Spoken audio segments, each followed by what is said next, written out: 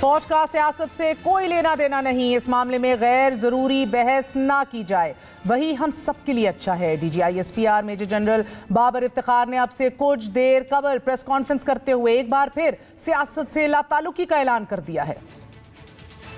फौज का सियासत से कोई लेना देना नहीं है और ये ऐसे ही है और ऐसे ही रहेगा। And I would again request कि इसके अंदर अननेसेसरी ना स्पेकुलेट किया जाए और ना ही इस चीज़ के अंदर किसी किस्म की अननेसेसरी डिस्कशंस की जाएं। वही हमारे सब के लिए अच्छा है। ऐलान एक ऐसे वक्त में किया गया है कि जब तीसरे फरीक के फैसला कौन किरदार की कयास आराइयां अपने अरूज पर हैं। हुकूमत के इत्तेहादी क्या फैसला करते हैं, अपोजिशन के सियासी दावपेच से क्या नतीजा बरामद हो सकता है, एस्टैब्लिशमेंट से मिलने वाला इशारा तमाम तर तबसरों का मौजू है। नाजरीन, ये प्रेस कॉन्फ्रेंस क्या गैर जानिबदारी का खुला ऐलान समझा जाए?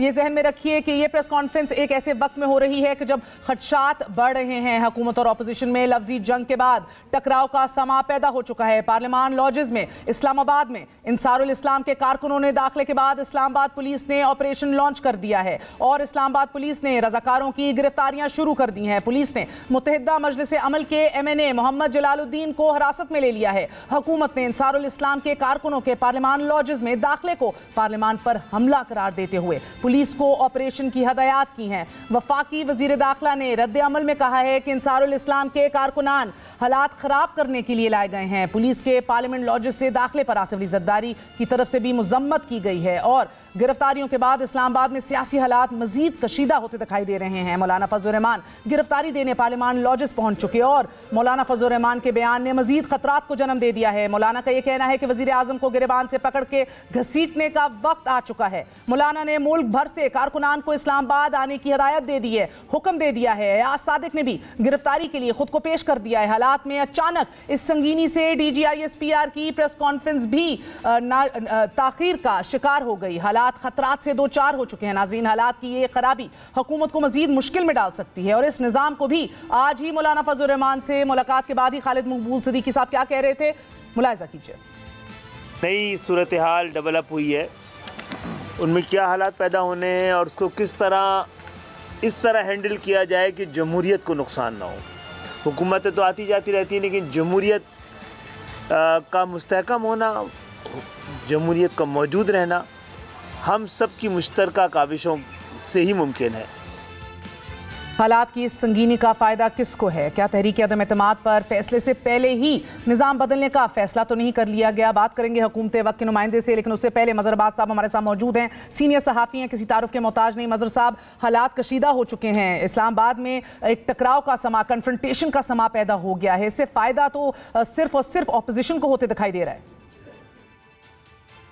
शुक्रिया मेहर। नहीं, सिर्फ अपोजिशन को नहीं, मुझे तो सिस्टम को ख़तरा लग रहा है। मुझे देखिए, सिर्फ यही नहीं जो आज JUI ने किया, मैं उसको सपोर्ट नहीं करता। अंसारुल इस्लाम के उनकी क्या ज़रूरत थी? अगर कोई ऐसी फ़र्ज़ करें जिस तरह होता है हमारे यहाँ, MNAs गायब हो जाते, उठा के ले जाते, तो वो एक सिचुएशन थी जिसमें गवर्नमेंट वो होती गैर ज़रूरी तौर पर उनको भेजा।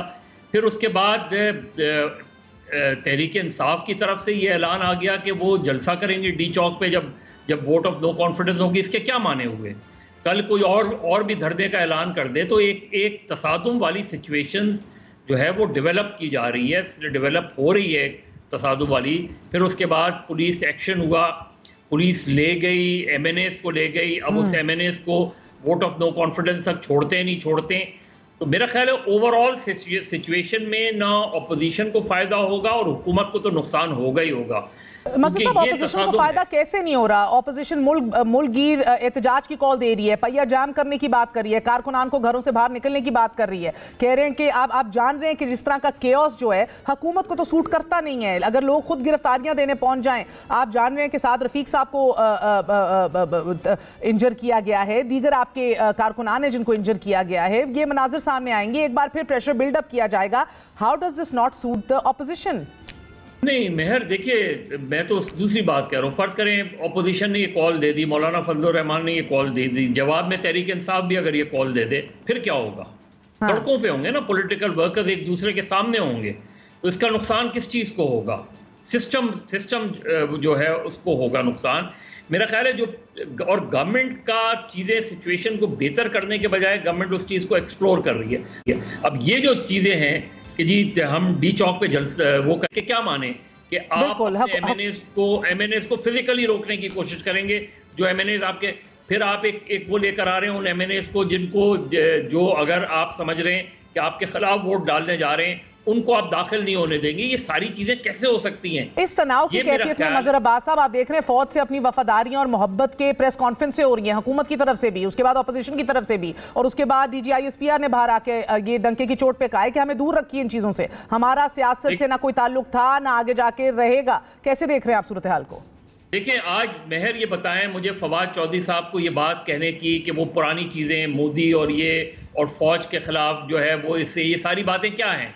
जब आप ये बात करेंगे तो कोई जवाब भी आएगा, फिर जब जवाब आएगा तो आप जब फौज को सियासत में ना घसीटे, इसके क्या माने हैं? इसके सिर्फ ये माने नहीं है कि फौज के खिलाफ कोई बात ना करें, इसके ये माने भी है कि सियासतदान अवॉइड करें अपनी पॉलिटिकल टसल में और कॉन्फ्लिक्ट में फौज का नाम इस्तेमाल ना करें, उसके ये माने हुए। तो गवर्नमेंट जो है, जो खुद अगर ये इनके नाम किसी ना किसी अपने अंदाज में दूसरे को करने की कोशिश करेगी तो उधर से भी जवाब आएगा।